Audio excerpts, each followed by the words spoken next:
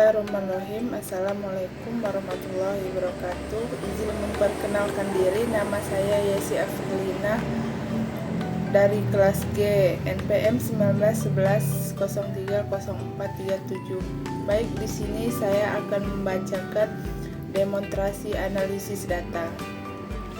Demonstrasi analisis data merupakan metode yang digunakan untuk memperagakan secara jelas tentang suatu hal sehingga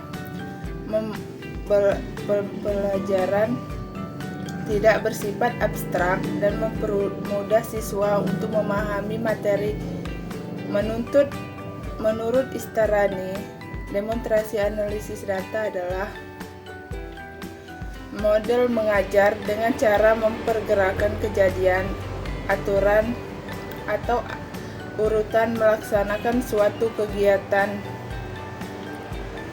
baik secara langsung maupun melalui penggunaan media pembelajaran yang relevan dengan pokok pembahasan yang sedang disajikan. Jadi, demonstrasi adalah cara seseorang guru menunjukkan atau memperlihatkan suatu proses. Menurut Nasution, analisis data adalah proses penyusunan data agar diarsipkan. Penyusun data berarti bahwa menggolongkan di dalam pola atau ditafsirkan atau investasi bahwa menggunakan atau memperlihatkan menggolongan di dalam pola atau tafsiran, memberi makna terhadap analisis penjelasan kategori atau pola, serta mencari hubungan. Baiklah, di sini saya akan melanjutkan materi yang selanjutnya. 2. Langkah-langkah demonstrasi analisis data. Tahap persiapan, merumuskan tujuan yang harus dicapai peserta didik setelah proses pembelajaran berakhir, mempersiapkan garis besar langkah-langkah demonstrasi, akan melanjutkan uji coba demonstrasi untuk menetapkan persiapan sebelum demonstrasi dilakukan agar proses demonstrasi tidak gagal. B.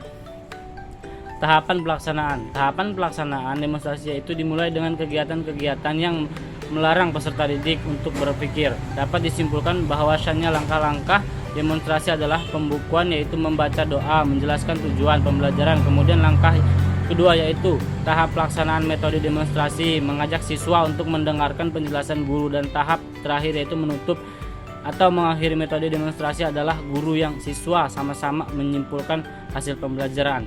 3. Tujuan metode demonstrasi analisis data. Metode demonstrasi data digunakan guru menggerakkan atau menunjukkan suatu proses yang harus dilakukan peserta didik dikarenakan materi yang disampaikan kurang dipahami. Mereka hanya dengan mendengarkan penjelasan dari guru. Tujuan digunakan metode demonstrasi analisis data adalah melatih peserta didik tentang suatu proses atau prosedur yang harus dimiliki atau kuasai. B. Mengkoreksikan informasi atau penjelasan bersifat abstrak. C. Mengembangkan kemampuan pengamatan, pendengaran, dan penglihatan peserta didik secara bersama-sama. Dan penjelasan dapat disimpulkan bahwasanya tujuan metode demonstrasi analisis data adalah untuk menyampaikan informasi atau menjelaskan pembelajaran secara lebih konkret, tidak lagi abstrak, sehingga pembelajaran tidak monoton yang hanya berpusat pada guru, membuat siswa agar lebih cepat memahami materi yang disampaikan. Baiklah, materi selanjutnya tentang subpengolahan data dengan komputer. Pengolahan data atau data processing merupakan manipulasi data ke bentuk yang lebih informatif atau berupa informasi. Informasi merupakan hasil dari kegiatan pengolahan suatu data dalam bentuk tertentu yang lebih berarti dari sesuatu kegiatan atau suatu peristiwa. Untuk mengolah data dengan faktor terpenting adalah dalam penggunaan alat dengan tenaga tangan manusia. Dengan adanya sistem informasi, maka suatu organisasi akan berusaha untuk lebih kompetitif dan efisien, yang pada akhirnya menambah nilai untuk mendapatkan, mengubah, dan mendistribusikan informasi dengan tujuan meningkatkan pengambilan data. Sebuah sistem informasi yang efektif menyediakan informasi yang akurat, tepat waktu, relevan bagi pengguna sehingga dapat digunakan untuk pengambilan keputusan. Proses pengambilan data keputusan harus dilandasi oleh data dan informasi yang tepat, waktu yang tepat, dan isi yang tepat juga. Maka dari itu, keputusan yang diambil harus tepat sasaran. Informasi diperoleh dari pengolahan data, dan pengolahan data dilaksanakan oleh sistem informasi dengan dukungan teknologi informasi. Fungsi pengolahan data mengacu pada berbagai aspek sebuah kehidupan dan tersebar luas di bidang teknologi komputer, diantaranya 1. Data dapat digunakan untuk panduan atau dasar untuk studi atau perencanaan. 2. Data dapat berfungsi untuk referensi saat melakukan suatu kegiatan. 3. Data dapat berfungsi untuk referensi dalam pengambilan keputusan saat memecahkan masalah. Dan yang keempat, data berfungsi untuk dapat mengevaluasi suatu kegiatan. Kemudian dalam operasi pengolahan data, sistem komputer itu terdiri dari 3 tahap. Yang pertama, tahap pemasukan data itu input. Yang kedua, data pengolahan data itu processing. Yang ketiga, data pengeluaran hasil itu output. Dalam mengoperasikan tahapan tersebut ke tahap berikutnya, pada perangkat keras atau hardware harus dikendalikan oleh pemakai, yaitu brainware. Perintah tersebut menggunakan operasi atau perintah tertentu berupa perangkat lunak atau software pada komputer. Tahap pengembangan dari pengolahan data dasar di atas itu ditambah dengan perangkat penyimpanan data atau informasi yang disebut dengan storage device dan dibentuk dengan model siklus pengolahan data yang disebut dengan data processing cycle. Yang pertama itu ada siklus pengolahan data. Berikut ini merupakan alur atau siklus pengolahan data dengan komputer. Yang pertama, input. Input itu adalah proses memasukkan data atau instruksi. Perangkat input itu adalah perangkat yang digunakan untuk memasukkan data ke dalam komputer. Yang kedua itu proses atau CPU, yang disebut juga prosesor. Pengolahan data yang selanjutnya dapat menghasilkan suatu informasi yang diperlukan. Unit pemrosesan ini dinamakan CPU atau Central Processing Unit. CPU bekerja dengan aritmatika dan logika terhadap data yang terdapat dalam memori atau dimasukkan melalui unit masukan seperti keyboard, scanner, joystick. Kemudian unit pemrosesan dalam CPU itu akan dilanjutkan dengan Naila Desma. Kepada Naila Desma dipersilakan.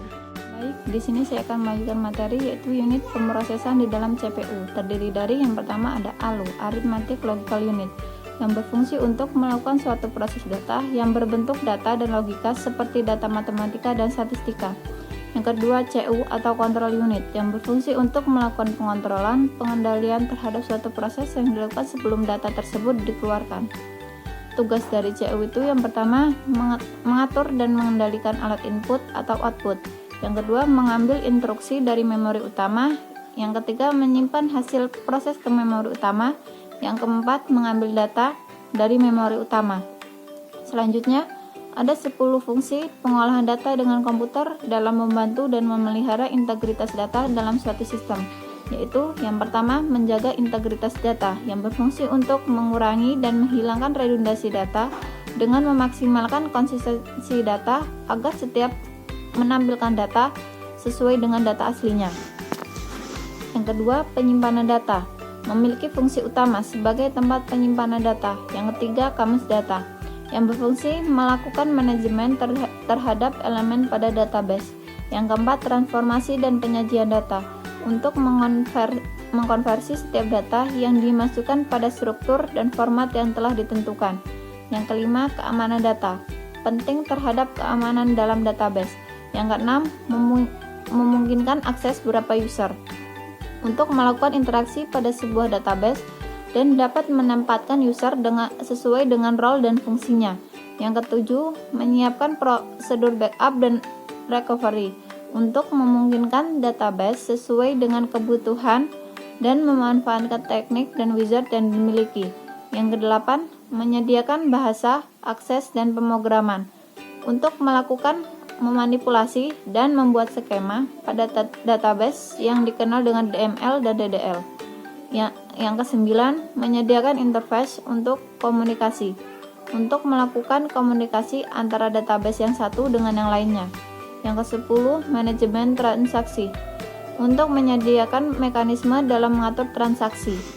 Yang selanjutnya ada komponen sistem informasi. Menurut Steyer 1992 menjelaskan bahwa sistem informasi berbasis komputer CBIS di dalam suatu organisasi terdiri dari berbagai komponen-komponen, yaitu yang pertama hardware, yaitu perangkat keras atau komponen untuk melengkapi kegiatan memasukkan data, memproses data, dan keluarnya data. Yang kedua, software, yaitu program dan instruksi yang diberikan ke komputer. Yang ketiga, database, yaitu kumpulan data dan informasi yang diorganisasikan sehingga mudah diakses oleh pengguna sistem informasi. Yang keempat, telekomunikasi, yaitu komunikasi yang menghubungkan antara pengguna sistem dengan sistem komputer